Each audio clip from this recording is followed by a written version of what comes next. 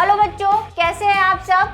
तो नया fresh lecture जो आपको दिख ही रहा होगा L9 जनन स्वास्थ्य और अपनी ही एंडिंग की तरफ जाते हुए हैं। और जैसे कि मैंने आपसे वादा किया था कि मैं आपको लेकर आऊंगी महत्वपूर्ण यानी इंपॉर्टेंट क्वेश्चन जो पिछले बोर्ड वगैरह में आए हुए हैं, वैसे ही कुछ क्वेश्चन है। और इसके साथ ही जो एक और मैंने चीज की थी, वादा किया था, वो आने वाला है। तो चैप्टर जो है वो चैप्टर फ्लो आपको पता ही है, ये हम सब कुछ कर चुके हैं। और आज जो हम पढ़ने वाले हैं ये कि मैंने आपसे प्रॉमिस किया था कि मैं आपको एक गर्भ निरोधक का एक प्लेन चार्ट बना के दे दूंगी ताकि आपको उसको युक्तियां याद करने में कोई डिफिकल्टी नहीं हो, क्योंकि वो सब अलग अलग जगह है। तो कई बार हमें क्या चार्ट मिल जाता है तो हम इजी हो जाता है। तो ऐसा ही आप भी बना सकते हैं। और कुछ महत्वपूर्ण प्रश्न उत्तर भी लाई हूं मैं जो पिछले बोर्ड में आए हुए हैं। इसका HW भी रिकॉर्ड हो चुका है और काफी उसमें क्वेश्चन है, उसके बारे में बात करेंगे। पहले हम चार्ट देख लेते हैं। तो चार्ट में गर्भ निरोधक युक्तियों में सबसे पहले हमने पढ़ी थी प्राकृतिक विधि। उसके बाद प्राकृतिक विधि में हमने जो कैटेगरी देखी थी वो 3 देखी थी। एक तो स्तनपान आतर्व, अब इन सबको मैं डिटेल में नहीं, क्योंकि सिर्फ नाम बताना है मुझे, सिर्फ चार्ट बताना है। आवधिक समय और बाहरी रसकलन, ये 3 विधियां देखी थी। दूसरी होती है अवरोधक। अवरोधक में हमने कॉन्डम्स देखे थे, गर्भाशय ग्रीवा कप वॉल्ट्स देखे थे, फीमेल कॉन्डम और डायफ्राम देखे थे, इनके बारे में पढ़ा था। फिर हमने रासायनिक विधियां देखी थी जिसमें हमने कुछ रासायनिक पदार्थों के बारे में पढ़ा था, जैसे स्पर्मिडासाइडल क्रीम या जेली क्रीम पढ़ी थी। उसके बाद हमने गोलियां या मुखीय गर्भ निरोधक ओरल कॉन्ट्रासेप्टिव्स के बारे में पढ़ा था, टैबलेट्स के बारे में। उसके बाद हमने अंतरोप या इंजेक्शन यानी इम्प्लांट के बारे में पढ़ा था। और लास्ट जो हमने पढ़ी थी वो थी IUD यानी कि अंतरा गर्भाशयी युक्तियां। ठीक है, ये सब रासायनिक विधि में आएंगी। और चौथी और अंत कैटेगरी जो है वो है शल्य क्रिया वाली, जिसको सर्जिकल भी कहते हैं, और ये वासेक्टोमी और ट्यूबेक्टोमी। इनका एक बार इंग्लिश बता देती हूँ। ये है नेचुरल प्राकृतिक विधि, ये है बैरियर। सबके इंग्लिश आपको लास्ट क्लास में मिल जाएंगे, मैं लिख नहीं रही हूँ, सिर्फ बोल रही हूँ अभी।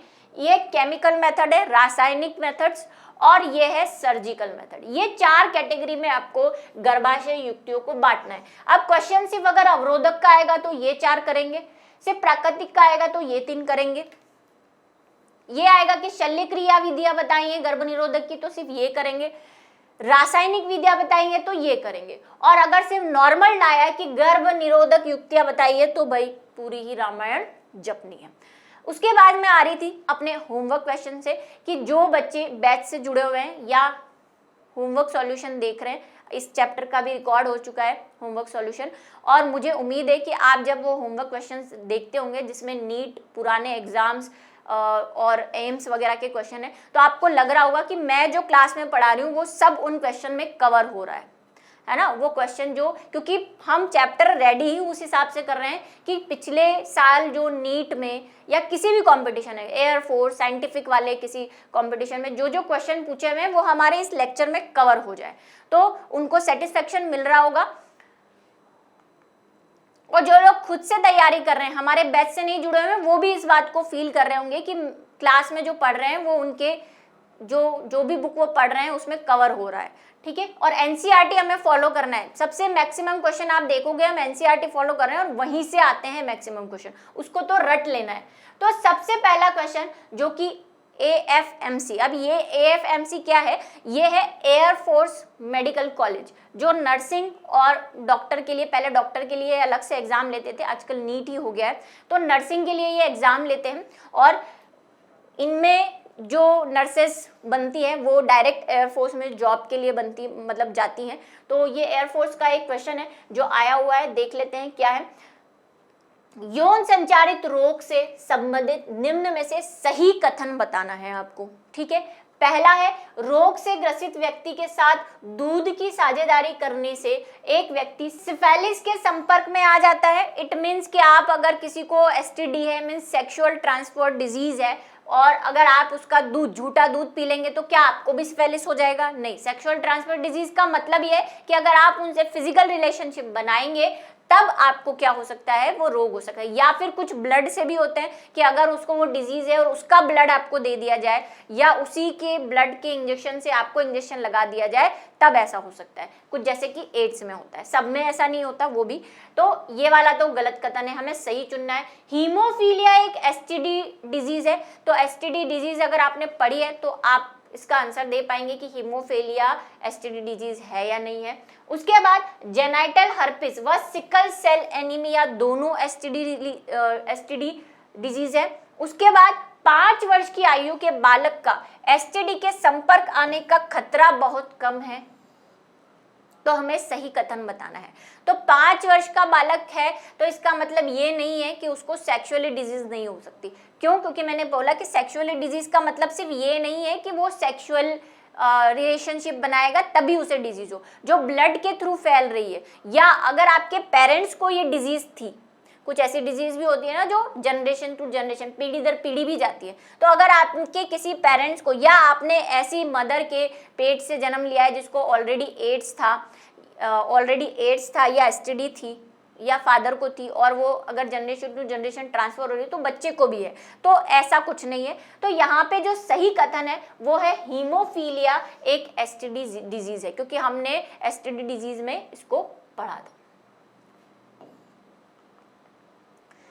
चलिए 20 का आंसर है। उसके बाद स्त्रियों के कॉन्डम और डायफ्राम में एक अंतर बताइए। ये देखिए कहाँ आया हुआ है, सीबीएसई 2016 के बोर्ड क्वेश्चन में आया हुआ है।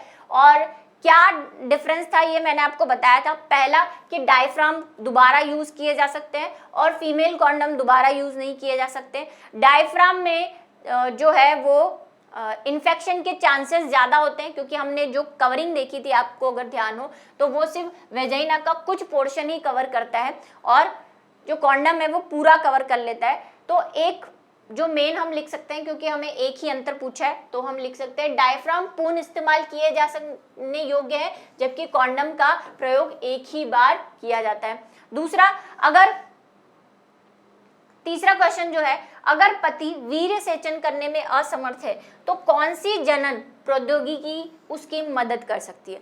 तो हमने सहायक जनन युक्तियां पढ़ी है, ART, उसमें हमने पढ़ा था कि अगर हस्बैंड वीर्य सेचन यानी इंसेमिनेशन नहीं कर पा रहा है तो हम आर्टिफिशियल इंसेमिनेशन की जो प्रोसेस है वो पूरी करते हैं या युक्ति यूज करते हैं। तो यहाँ पे लिखा हुआ है कृत्रिम वीर्य सेचन या आर्टिफिशियल इंसेमिनेशन, जिसको AI, या और कौन सी यूज कर सकते हैं, पात्रे वाली भी यूज कर सकते हैं। IVF जो हमने टेस्ट ट्यूब वाली पढ़ी थी उसमें भी यूज कर सकते हैं, कि वही उसका स्पर्म लेके हम टेस्ट ट्यूब में एग से उसको फर्टिलाइजेशन करा के मादा के शरीर में ट्रांसफर कर सकते हैं। वैसे ये की जाती है, साथ में इसको भी यूज कर सकते हैं, क्योंकि इसमें भी वही लेके आप कर सकते हो। ये विधियां ऐसी हैं जो कई, ऐसा नहीं कि एक पर्टिकुलर कमी में एक पर्टिकुलर विधि यूज की जा सकती है, ऐसा नहीं है। हो सकता है कि बहुत सारी विधियां एक से ज्यादा कमियों में भी यूज, जैसे यहाँ पे वीर्य सेचन में दोनों यूज कर सकते हैं, ये वाली भी कर सकते हो आप, पात्रे निषेचन यानी विट्रो वाली भी कर सकते हो। उन समस्याओं की चर्चा कीजिए जिनका समाधान जनन एवं शिशु स्वास्थ्य कल्याण कार्यक्रम के द्वारा किया गया। यह RBSE राजस्थान बोर्ड पे आया हुआ क्वेश्चन है, ठीक है। तो जनन व शिशु स्वास्थ्य कल्याण कार्यक्रम के द्वारा निम्न समस्याओं का समाधान करने हेतु निम्नलिखित लक्ष्य निर्धारित किए गए हैं। पहला, तात्कालिक लक्ष्य क्या होते हैं, जो बहुत कम समय में पूरे करने होते हैं। टारगेट होता है कि इसको 1 मंथ में, इसको 6 मंथ में हमें कंप्लीट करना ही है और अब भी करना है। तो ऐसे लक्ष्यों को हम बोलते हैं तात्कालीन, जिसका मेन है शिशु और माँ के स्वास्थ्य की सुरक्षा करना। मतलब जो जन्म ले रहे हैं या प्रेग्नेंट वुमेन है या बच्चा अगर बाहर आया है तो उसकी मम्मी की और उसकी देखभाल करना। जो इस कैपेबल नहीं है कि वो खुद से देखभाल कर पाए या जिनकी आर्थिक स्थिति सही नहीं है, तो वो उनको गवर्नमेंट जो है वो फूड सप्लीमेंट प्रोवाइड करवाती है। दूसरा है माध्यमिक, जो थोड़े से लंबे होते हैं, लंबे समय के लिए होते हैं। जैसे ये 6 महीने के होंगे तो ये 2-3 साल के होंगे, है ना, कि ऐसे जैसे शिशु मृत्यु दर और मातृ मृत्यु दर में कमी करना, कि किसी भी कमी की वजह से ना तो बच्चा मरे और ना ही उसकी माँ मरे, उसको अच्छे से हॉस्पिटल प्रोवाइड किए जा सके, खाना पीना अच्छे से मिल सके, है ना। लेबर पेन जब हो तो आसपास कोई ना कोई डॉक्टर उस गांव में अवेलेबल हो इन चीज़ों के लिए। तो ये होते हैं माध्यमिक। और सबसे होते हैं अंतिम लक्ष्य, मतलब सबसे लास्ट में हमें क्या करना है, ये 2 लक्ष्यों के बाद जनसंख्या नियंत्रण करना है। भाई इनको तो मेंटेन करना ही नहीं है। कुछ सोच रहे होंगे भाई इन्हीं को मरने दो तो जनसंख्या अपने आप कम हो जाएगी, ऐसा नहीं है। पहले लक्ष्य तो यही है कि जिंदगी बचानी है, और जिंदगी बचाने के साथ जनसंख्या नियंत्रण करना है। कैसे, वो हमने देखा चैप्टर में कि क्या कर सकते हैं, गर्भ निरोधक युक्तियां यूज कर सकते हैं, ज्यादा बच्चे पैदा ना होने दे, हम दो हमारे दो वाला यूज कर सकते हैं स्लोगन, ठीक है। चलिए, हमारे देश में जनसंख्या वृद्धि के 4 प्रमुख कारण बताइए। 2017 में आया हुआ है ये 4 प्रमुख कारण। ये टॉपिक मैंने क्लास में जानबूझ के नहीं लिया था, क्योंकि मैं इसे इस क्वेश्चन में लेने वाली थी कि जनसंख्या बढ़ने के क्या कारण है। तो सबसे पहला क्या कारण है, एक तो बच्चों का जन्म लेना, मतलब जन्म रेट अगर ज्यादा होगी तो ऑब्वियसली जनसंख्या बढ़ेगी। दूसरा, मृत्यु दर कम होना, क्योंकि आजकल जितनी फैसिलिटी हमारे पास आ गई है, दवाइयाँ मिलने लग गई है, इलाज मिलने लग गया है ना, तो प्रॉपरली हमें क्या होता है, सही टाइम पे जान बचाई जा सकती है। और तीसरा क्या हो सकता है, जैसे आप सोशल वगैरह में पढ़ते हैं, अब बच्चे कुछ बोलेंगे कि हमने सोशल में पढ़ा है कि जनसंख्या इधर से उधर जाती है, मतलब कई लोग रोजगार के लिए एक शहर से दूसरे शहर जाते हैं, तो उस शहर में तो जनसंख्या कम हो जाएगी, जिधर जा रहे हैं उधर जनसंख्या बढ़ जाएगी। तो वो भी एक कारण है, लेकिन वो थोड़ा सोशल मैनर में हम लिख सकते हैं। आप उसको 1-2 लाइन में लास्ट में लिख सकते हो, लिखना चाहो, क्योंकि वो गलत नहीं है। लेकिन मेन जो हम इस चैप्टर के हिसाब से देखते हैं वो तो एक मृत्यु दर है, शिशु जन्म बढ़ना, शिशु मृत्यु दर कम होना, और जनन की एज वाले जो बच्चे हैं, क्योंकि बच्चे हो रहे हैं तो वो कभी ना कभी क्या बनेंगे, जनन की एज में जाएंगे, मतलब टीनेजर्स बनेंगे, उसके बाद वो रिप्रोडक्टिव स्टेज में जाएंगे। तो रिप्रोडक्टिव स्टेज यानी जनन अवस्था वाले बच्चों की संख्या में अधिकता, बच्चों तो नहीं कह सकते उनको, वयस्क। तो सबसे पहला जो है वो मृत्यु दर में तीव्र गिरावट, ठीक है। गिरावट कैसे होगी, मैंने बताया कि आजकल हर फैसिलिटी अवेलेबल है, क्योंकि गवर्नमेंट क्या कर रही है, हर जगह अस्पताल खोल रही है, उनको दवाइयाँ प्रोवाइड करवाती है फ्री में। आजकल इतनी सारी टेक्निक्स आ गई, कैंसर तक के इलाज पॉसिबल है, हार्ट डिजीज़ का इलाज, आप हार्ट का ऑपरेशन करा लो तो आप ज़्यादा समय तक जिंदा रह पाओगे।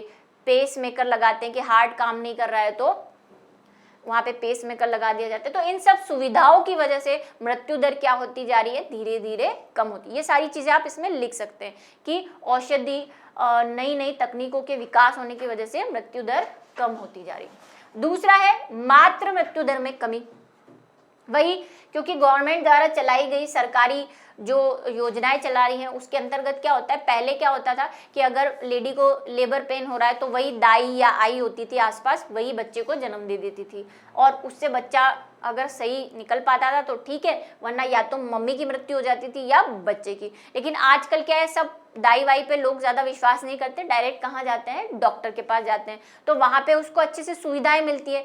तो मातृ मृत्यु दर यानी कि मदर की डेथ के चांसेस क्या हो गए हैं, कम हो गए हैं। शिशु मृत्यु दर में कमी, भाई वही दोनों चीज़ एक जैसी हो गई कि सुविधाएं मिलने की वजह से शिशु के मृत्यु दर भी कम, क्योंकि हम जैसे चैप्टर पढ़ाया आपको तो आपने काफ़ी कुछ जाना जो आपके फ्यूचर में काम आएगा कि शिशु की देखभाल कैसे करनी चाहिए, कैसा खान पान करना चाहिए, क्या हो तब डॉक्टर के पास जाना चाहिए। तो इन सब जागरूकताओं की वजह से ये 2 चीज़ों में भी क्या हो रही है, कमी हो रही है।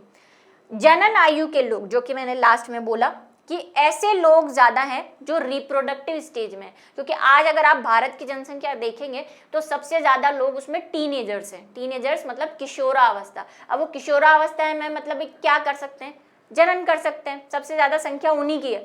तो अगर जनन करने वाले लोग ज़्यादा होंगे तो जनन करेंगे, और अगर उसको कंट्रोल नहीं किया तो जनसंख्या वृद्धि बढ़ती जाएगी। तो ये उस वाले टॉपिक से रिलेटेड ये 4 कारण आपको मेन लिखने, इसके अंदर 2-4 लाइन आप लिखेंगे तो काम हो जाएगा। वैसे जिनके पास नोट्स है उसमें ये डिटेल में लिखा हुआ है, चिंता की कोई बात नहीं है, जो बैच ज्वाइन कर चुके हैं। अब जनसंख्या विस्फोट को नियंत्रित करने हेतु किन्हीं 2 उपायों या चरणों को लिखिए जिन पर आप जोर देना चाहते हैं। ये आपसे पूछा गया क्वेश्चन है, ऐसा क्वेश्चन आ सकता है इसलिए मैंने बनाया है। क्या है, जनसंख्या विस्फोट को नियंत्रित करने हेतु प्रमुख उपाय। जो हम पढ़ चुके हैं वैसे तो क्लास में। पहला क्या है कि गर्भ निरोधकों को अधिकाधिक बढ़ावा देना, और दूसरा विवाह की उम्र लड़कों के लिए 21 व लड़कियों के लिए 18 वर्ष। अब मैं ये 2-3 बार बोल चुकी हूँ, कई बच्चे मुझे फिर बोलेंगे कि मैम अब 21 वर्ष हो गई है लड़कियों की, लेकिन हम अभी बुक के हिसाब से चल रहे हैं, और वो जैसे कि मैंने पहले भी बताया था वो अभी लीगली अप्लाई नहीं हुआ है। तो जब तक वो आपकी बुक में चेंज नहीं हो जाता या अप्लाई नहीं हो जाता हम उसे नहीं कर सकते। ठीक है, कैबिनेट में पास हुआ है वो, अभी पूरा उसको लीगली बताया नहीं गया है कि कब से ये अप्लाई होगा, तो अभी यही लिखना है। सगर्भता का चिकित्सीय समापन किन परिस्थितियों में होता है, ये हमने क्लास में पढ़ा है। ये क्वेश्चन भी बहुत बार पूछा जा सकता है कि सगर्भता का चिकित्सीय समापन मतलब MTP जो हम बोल रहे थे, है ना, मेडिकल टर्मिनेशन ऑफ प्रेगनेंसी, किन परिस्थितियों में करा जाता है। तो पहला जो हमने पढ़ा था, ये भी मैंने क्लास में आपको डिस्कस किए थे कि सगर्भता का चिकित्सीय समापन, जिसको हम मेडिकल टर्मिनेशन ऑफ प्रेगनेंसी यानी MTP भी कहते हैं, जिसे प्रेरित गर्भपात, प्रेरित का मतलब उसे करवाया जा रहा है अपने आप ने। एक तो स्वतः गर्भपात पढ़ा था हमने जो स्पॉन्टेनियसली हो जाता है, और ये इंड्यूस्ड है। ठीक है, कहते हैं कि निम्न कारण हो सकते हैं। पहला, संभोग के समय प्रयोग किए गए गर्भ निरोधकों की असफलता। भाई हमने इतने सारे मेथड्स पढ़े गर्भ निरोधक के, अगर उसमें से कोई फेल हो गया, जैसे कि मैंने बताया था जो गोलियां हैं वो सही से काम नहीं करी, या आप गोली खाना भूल गए, ठीक है, तो युक्ति फेल हो जाएगी। IUD का टाइम पीरियड पूरा हो गया है, मतलब 5 साल पूरे हो गए और फिर भी आपने IUD लगवा रखी और आप बेफिक्र हैं कि नहीं ये चलेगी, तो भी हो सकता है। तो ये असफलताओं के कारण, ठीक है, कॉन्डम के फटने के कारण, जैसा मैंने बताया था कभी कभी फट जाता है। और अगर आप प्राकृतिक विधियां सेलेक्ट कर रहे हैं तो भाई आपका भगवान ही मालिक है, वो तो असफलता के बहुत ही कारण है। तो इन कारणों से सगर्भता की स्थिति में आप क्या करवा सकते हैं, MTP। और उसके लिए मैंने आपको बोला था ज्यादा से ज्यादा आप 1 से 2 महीने, 3 महीने भी नहीं बोलूंगी, 1 से 2 महीने के लिए जब आप प्रेग्नेंट हो तब आप डॉक्टर के पास ये जाके MTP करवा सकते हैं। उसके भी मैंने आपको तरीके बताए थे कि ये पूरा लीगली है, लेकिन ये ऐसे भी नहीं कि कहीं भी जाके आप करवा लें। इसके बारे में हमने क्लास में डिस्कस किया हुआ है। बलात्कार जैसे मामलों के कारण बनी अनचाही, ऑब्वियसली ये भी हमने बात की थी। आप बच्चे को नहीं रखना चाहेंगे तो आप उसे क्या करना चाहेंगे, समाप्त कराना चाहेंगे। तीसरा, जब सगर्भता से बने रहना, मतलब लेडी प्रेग्नेंट है लेकिन माता और बच्चे दोनों के लिए कोई ऐसी प्राण घातक डिजीज हो रखी है उसको, है ना, कुछ ऐसा हो रखा है जिससे मम्मी और बच्चे दोनों को नुकसान हो सकता है, तो डॉक्टर क्या सलाह देता है, MTP की। और एक हमने पढ़ा था कि अगर उसमें जब हम एमनियोसेंटेसिस करते हैं और अगर उसमें कोई सिंड्रोमिक या गुणसूत्रीय गड़बड़ियां हैं, जैसे डाउन सिंड्रोम या क्लाइनफेल्टर, ऐसी चीजें, और पेरेंट्स नहीं चाहते कि हम ऐसे बच्चे को बाहर लाएं, तब भी MTP की जा सकती है। ये वो इसी में आ गया। ठीक है, चलिए, सहेली नामक गोली का गर्भ निरोधक के रूप में उपयोग करने के लाभों की सूची बताइए। ठीक है, यानी सहेली, हमने गोलियां तो पढ़ी, बहुत सारी ओरल पिल्स पढ़ी थी, लेकिन उसमें मैंने आपको सहेली की कुछ खास बातें बताई थी क्यों, और ये गवर्नमेंट ने बनाई है, इंडियन गवर्नमेंट ने, इसलिए इस पे क्वेश्चन आना बनता भी है और पूछा गया है UP बोर्ड में। ठीक है, पहले सहेली नामक गोली का गर्भ निरोधक के रूप में उपयोग करने के लाभ। पहला, इसे सप्ताह में 1 बार ही लेना होता है, ये बात हम कर चुके हैं। ठीक है, कि 1 बार लेने की, नॉर्मली जो गोलियां 21 दिन ली जाती है, यहाँ पे सिर्फ सप्ताह में 1 बार लेने से काम हो जाएगा। दूसरा वाला सबसे इंपॉर्टेंट है, सहेली एक गैर स्टेरॉइड हार्मोन पर बनी गोली है, ये भी हमने बात की थी, आपको बताया था कि नॉर्मली गोलियों में प्रोजेस्टेरोन या एस्ट्रोजन है, लेकिन सहेली में एस्ट्रोजन या प्रोजेस्टेरोन नहीं है। अब क्या है कि आप एस्ट्रोजन और प्रोजेस्टेरोन ले तो रहे हो, वो आपको गर्भ निरोधक युक्तियां प्रोवाइड करा रही है, लेकिन मैंने आपसे कहा था इनके साइड इफेक्ट भी हैं, क्योंकि अगर आप बहुत सालों से अगर ये गोलियां ले रहे हैं तो फिर आपके प्रेगनेंसी के चांस भी धीरे धीरे कम होते जा रहे हैं। प्लस आप अलग से हार्मोन अपने शरीर में ऐड कर रहे हो, एस्ट्रोजन और प्रोजेस्टेरोन शरीर में तो बन रहा है, आप अलग से और ऐड कर रहे हो, तो अपने शरीर का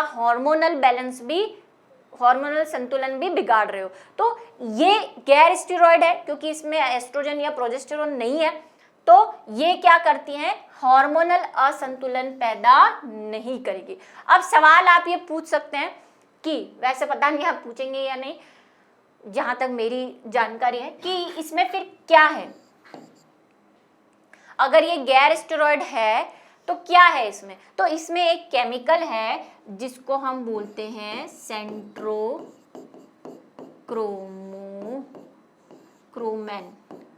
ठीक है, सेंट्रोक्रोमेन,